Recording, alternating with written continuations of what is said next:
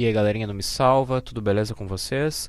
Quando falamos, quando trago essa ideia de reconstrução dos corpos, eu trago a ideia de ressignificação, talvez, dos corpos, ou até de superação dos corpos. Eu não usei a palavra superação porque dentro do campo de significados do corpo, quando a gente fala em superação, a gente sempre pensa em atletas.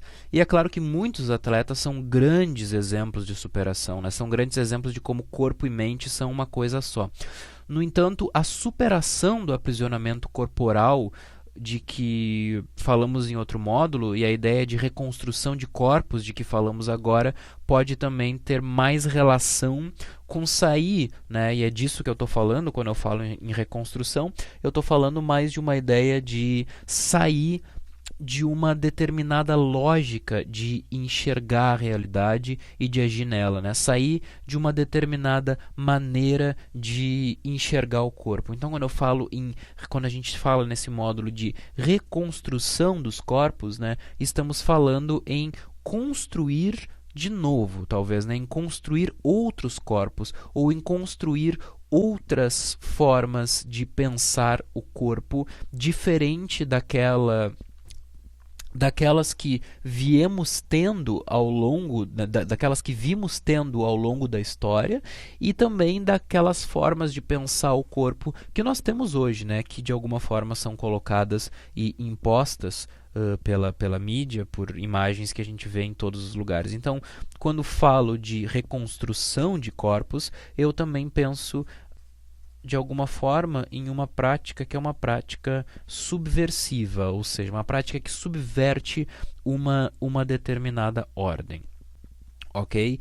Então, e qual é a ordem que a gente subverte? Né? Em primeiro lugar, é importante a gente se dar conta da ideia da negação do corpo. Né? Já falamos da negação. Vamos lá. Primeiro ponto, então, a negação do corpo, né? A ideia de que o corpo foi negado. Já falamos sobre o corpo que fica imóvel na sala de aula em outro módulo, e mesmo a lógica do culto ao corpo, que é uma lógica de negação do corpo, né? Porque a preocupação com enquadrar o corpo em moldes expostos não é uma preocupação com o próprio corpo, né? É uma negação. Mas também quero falar da negação do corpo de uma perspectiva mais histórica. No entanto, observem uma coisa, né? Vocês já pararam para pensar, para observar as sensações do próprio corpo de vocês, né? Quando vocês estão tristes, quando vocês estão ansiosos, quando vocês estão com raiva, quando vocês estão tensos? Talvez vocês não percebam que as emoções correm soltas em nossos corpos, justamente porque não fomos ensinados a senti-los. E isso é uma questão histórica, né?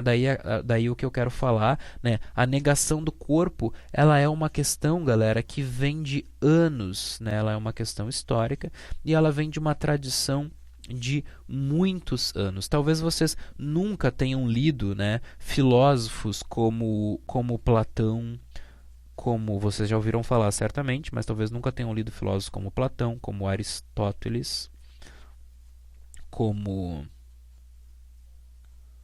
Descartes, né? Dentre outros. Mas as ideias desses importantes filósofos, tá, elas são senso comum em nossa sociedade hoje, né? O Platão, por exemplo, ele escreve, né, lá no século 6, 5, 4 a.C., né? Não que ele tenha vivido, tá, no século 6, ele não viveu 300 anos, é que eu não me lembro agora se foi o século 6, 5 ou 4, por isso que eu disse os 3 séculos, mas eu acho que na verdade foi no século 5.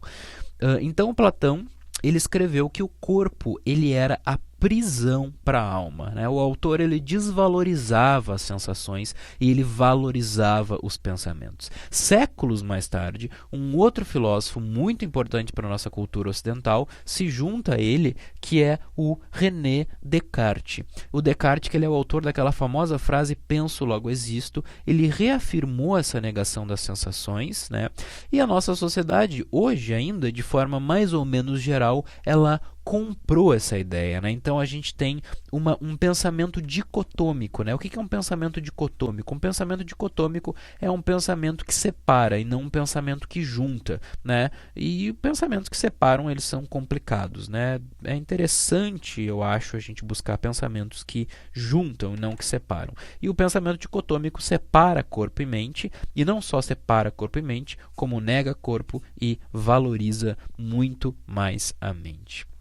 Certo? Então, em primeiro lugar, e aí que nós temos, né, essa ideia, né, imagina, né, algo que começou, um pensamento que começou pelo menos lá no século V a.C., né, que vai ser essa ideia da negação do corpo, que o corpo é falso, que as sensações do corpo elas devem ser ignoradas. Em primeiro lugar, é importante que a gente resista, né, a esse pensamento, e uma das formas de reagir a isso é produzir, uma das formas da gente reagir, uma das formas da gente se desviar, né? Eu sempre falo que originalidade é igual a desvio. Uma das formas da gente subverter essa lógica é a gente, então, produzir um pensamento que venha do corpo, né? Tem um filósofo que é o Nietzsche, eu vou escrever aqui caso vocês queiram procurar. Esse filósofo, o Nietzsche, ele vai falar ele vai unir, né? Ele vai falar de um pensamento, corpo, ou de um corpo-pensamento, né? Ele vai escrever, por exemplo, que nós não podemos confiar em um pensamento que venha quando estamos sentados. Quer dizer, o autor ele estava atento ao fato de que o movimento do corpo produz um outro tipo de visão da realidade. Então isso é muito interessante, né? A concepção de que o corpo, o movimento do corpo, ele vai produzir realidades, ele vai produzir uma visão da realidade diferente. Ok? Então, quando ouvimos uma música e deixamos que essa música nos afete fisicamente, quando sentimos o nosso peito cheio de alegria ao ouvir determinado som, ao ver determinada pessoa, ao ver determinado filme, a gente está entrando em contato com o nosso corpo e percebendo que as emoções elas residem, elas passam pelo nosso corpo. E o corpo, né, nesse momento de alegria, ele está dizendo que nós estamos bem. Se nós estamos tensos, ele está dizendo que nós estamos tensos, né? Quer dizer, se os nossos ombros, se o nosso corpo está duro, aí a gente tem um indício de que a nossa realidade não está saindo da forma como a gente gostaria, né? Tem um filme muito interessante, né? Então a gente precisa pensar nessas coisas, né? Se desviar dessa negação do corpo e tentar sentir o corpo, né? Tentar reconstruir o nosso corpo, né? Nesse sentido, reconstruir o nosso corpo é agir com o corpo de uma forma diferente da qual nós fomos educados, né? Para agir. Uma coisa que a gente não percebe é que a maior parte das nossas ações que parecem nossas, elas vêm de um condicionamento, ok? Eu vou indicar para vocês um filme para a gente pensar nessa ideia de reconstrução dos corpos, que é o filme Wild, tá? O filme se chama originalmente Wild e ele foi traduzido com o título de Livre. Ele é um filme de 2014, de um diretor canadense. E aqui a gente tem, nesse filme, né, para quem já viu, vocês talvez tenham percebido, que é um filme que ele está falando, né, da libertação do corpo, e essa libertação do corpo que a personagem principal vai sofrer, ela vai gerar uma libertação e vai gerar, porque essas coisas estão conectadas, vai gerar uma libertação emocional. A protagonista do filme, né, ela se chama Cheryl. Ela perdeu a sua mãe para um câncer de pulmão e abalada por essa morte, então nós temos aqui no filme também a questão do luto, né? A questão do processo de dor até finalmente a aceitação, né, de que alguém morreu, esse é o processo de luto. Então, abalada por essa morte, a jovem ela vai passar a incorrer em comportamento autodestrutivos, né? E o comportamento autodestrutivo não é nada além do que uma falta de consciência do corpo. Isso aqui é bastante interessante, né? Porque a gente pode pensar na autodestruição E quando eu falo em autodestruição, galera, eu não estou falando apenas em, né, comportamentos assim de mutilar o próprio corpo, né, de se ferir fisicamente. Uma má alimentação, né, uma pessoa que toma, sei lá, 2 litros de refrigerante por dia, ela de alguma forma não, né, ela está assim ela está num projeto de autodestruição, né? A pessoa que usa drogas também, a pessoa que, enfim, né? Temos várias formas de autodestruição. Mas a pessoa que é sensível ao próprio corpo, ela não tem essa capacidade de autodestruição porque ela está consciente, né? Do próprio corpo. Ou às vezes, né, a própria dor, né, é uma forma também de agir, né, quando está enfrentando um problema difícil, né? São muitas as possibilidades aqui. Mas a autodestruição aqui, ela... Então, o que eu queria colocar, aqui acabei viajando um pouco, mas a autodestruição ela pode ter a ver com a falta de, né, beber demais, por exemplo, né? Pode ter a ver com a falta de consciência do corpo. Até trabalhar demais, né, galera? Tem pessoas que às vezes é por necessidade, às vezes não necessariamente, né? Mas o fato assim de ter uma vida que é só trabalho é também um pouco de falta de consciência do corpo, né? Um pouco de punição do próprio corpo, tá? Mas no entanto, o que acontece com a personagem da Cheryl? Após um lapso de consciência, né, essa personagem ela decide percorrer sozinha os 1.770 quilômetros de uma trilha chamada Pacific Trail.